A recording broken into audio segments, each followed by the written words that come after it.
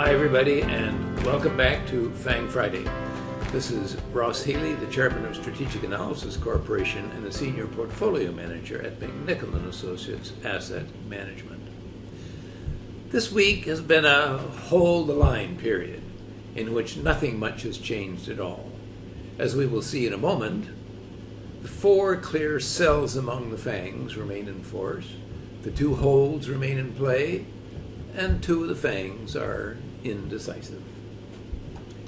The January rally in the markets had reached their SVA measured peaks, and I doubt that they will or can be exceeded.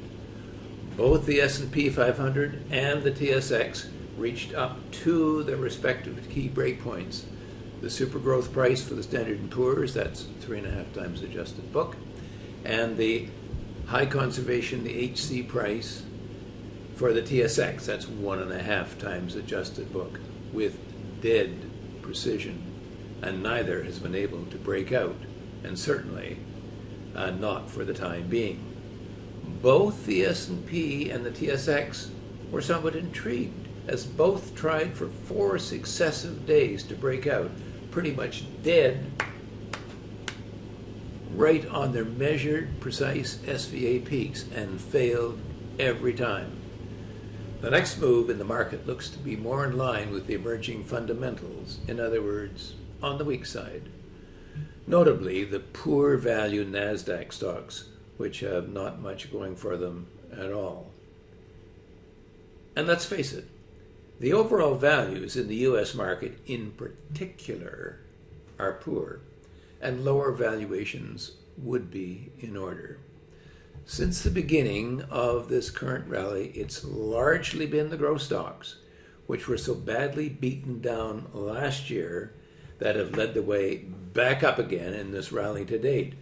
Sometimes with spectacular results, but not, I have to observe, with spectacular fundamentals. Indeed, far from it. It's often seemed that the worse the values, the larger the rally has been. While a number of commentators and pundits are proclaiming that we've already seen the lows for the market, from an SVA point of view, things are much dicier. I continue to observe that we need to see the Standard & Poor's breaking out over its SG price before I could agree. Until then, I would label what has occurred this year as just another market rally within a bear market framework. But now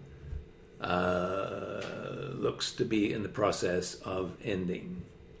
In the current battle between the bulls and the bears, the final resolution looks very much to be on the downside. Anyway, let's take a close look to see what the FANGs are trying to tell us, if anything.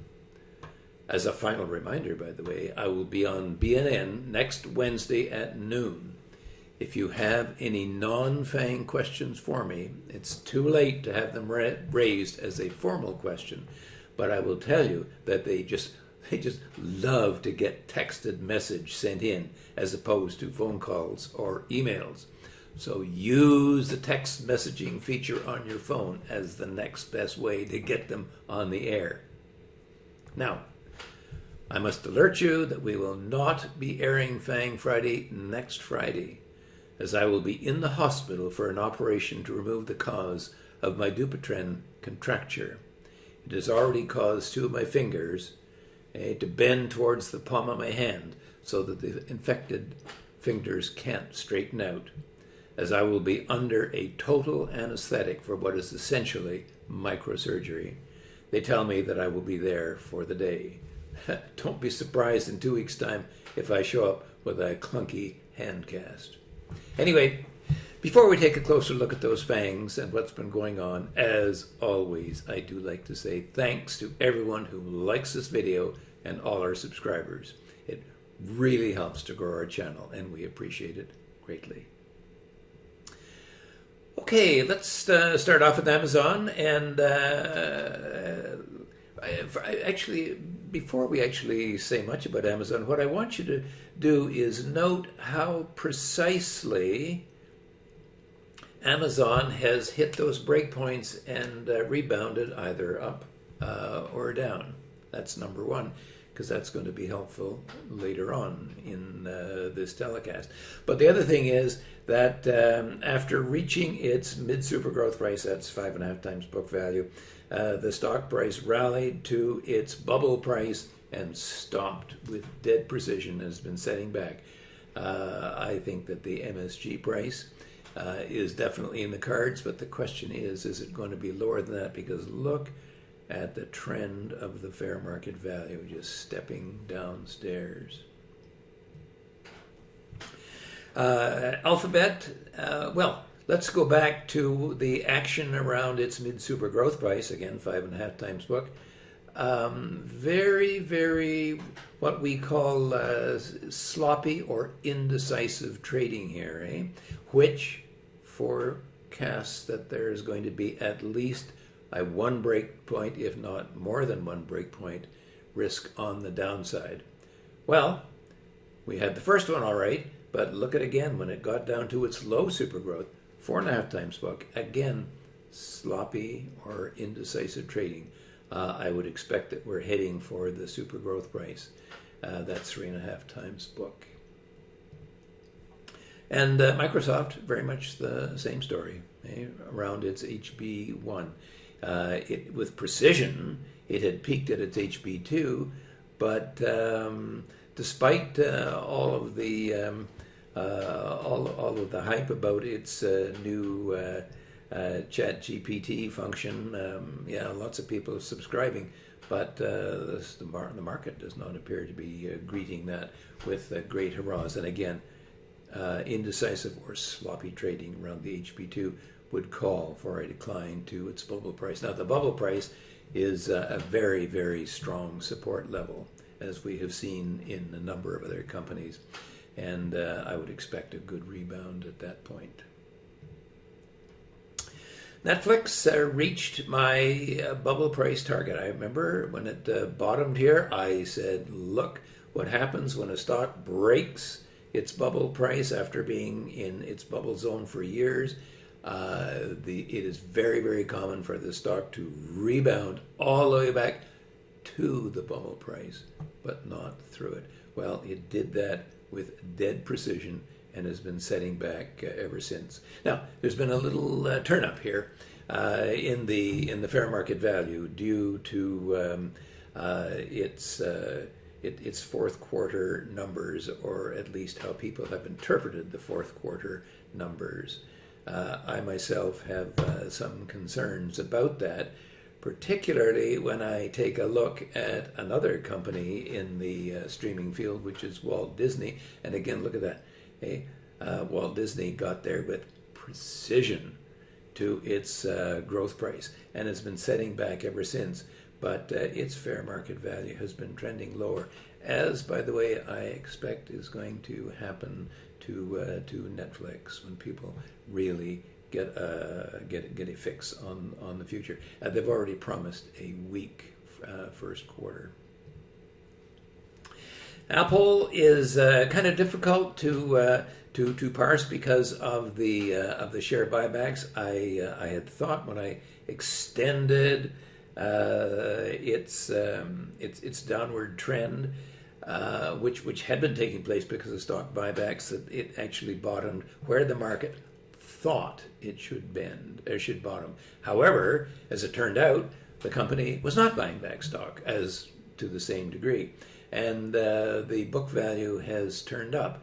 Now, if I extend that, it looks to me as if the stock may be breaking what I think the HB6 might actually be. Too many maybes here to make me completely happy, but also when I look at it, it makes me a bit nervous. Tesla, after a beautiful rebound of its bubble price, has now been kind of marking time here between its HB2 and its HB3. That's 12 and 16 times book. Yesterday, actually, it came right down to its HB2 and has rebounded since then. You got to watch that, because if that price fails, look out below, particularly when we take a look, you see, at the fading fair market value. NVIDIA, well, NVIDIA remains strong. I think partially, of course, because of its new relationship with Microsoft. And we see that the fair market value is maybe kind of turning here a little bit. What's the problem here with the stock? Well, the problem is that its fair market value is 69% lower than the current price. Okay, does not give me a lot of comfort if we ever got into a nasty bear period. Meta is very interesting. First of all, of course, the stock bottomed at its growth price. Well, just a little bit below because it had such a poor quarter here that there was a little momentum in the downside, but very quickly got back on site again. Now, I didn't get us back in again until it crossed the mid-growth price because I was uncertain if it could do that. However, having done that, the stock has done very well.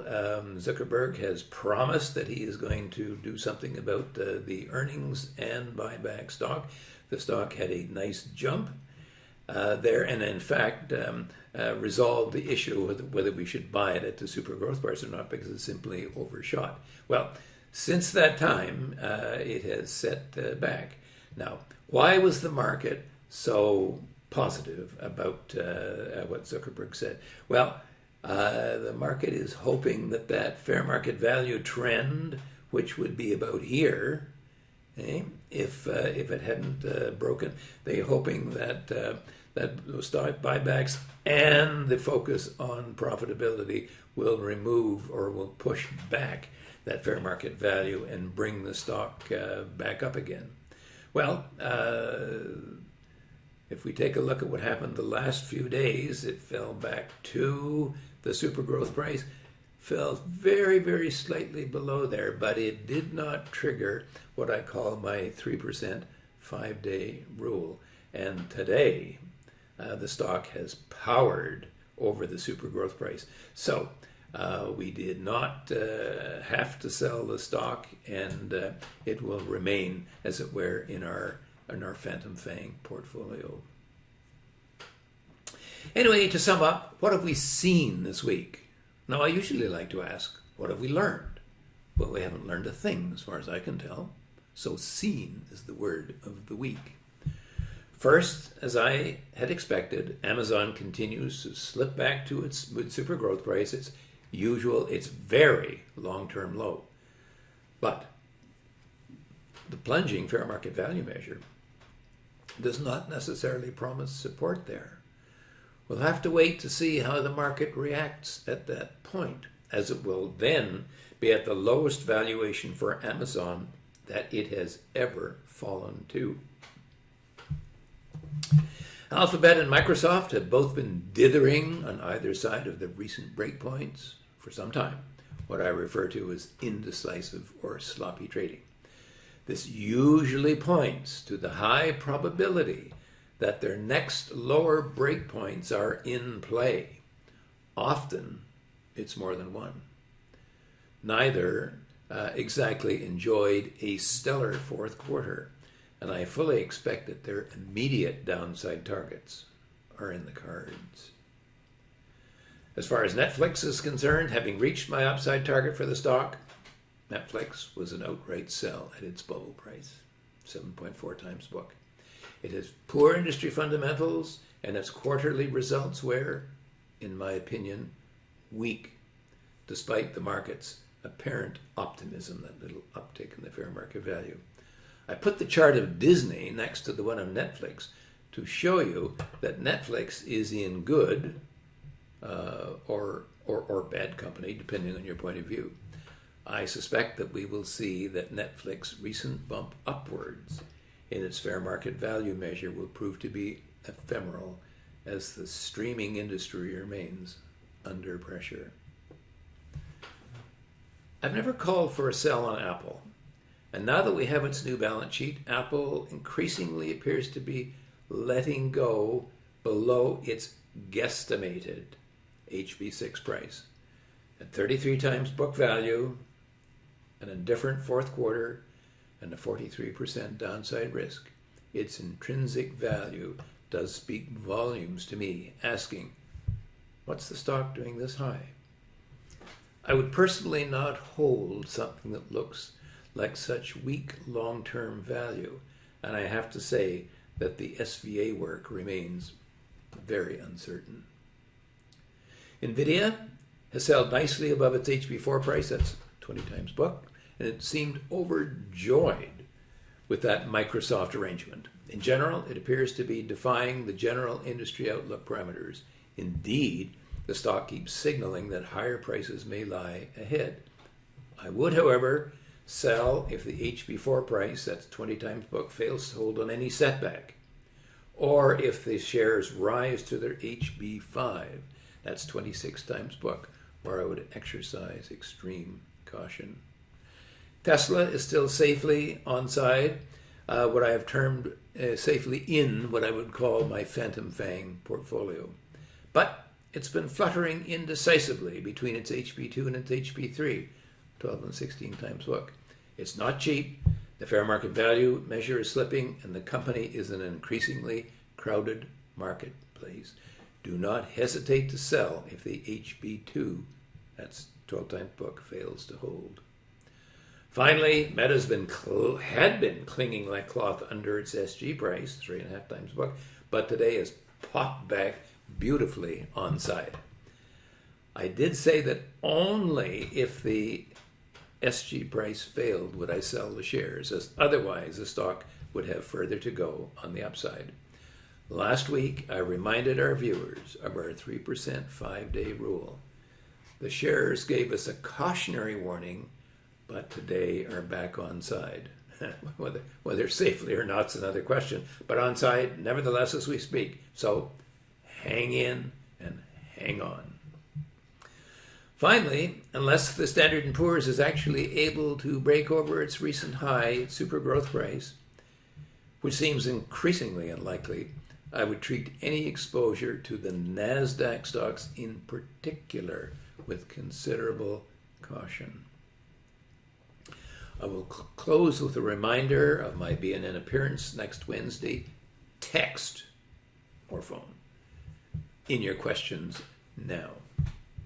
For now, this has been Ross Healy, the Chairman of Strategic Analysis Corporation and Senior Portfolio Manager at McNichol & Associates Asset Management, reminding you that nothing, including investing, is difficult if you have the right tools. I will see you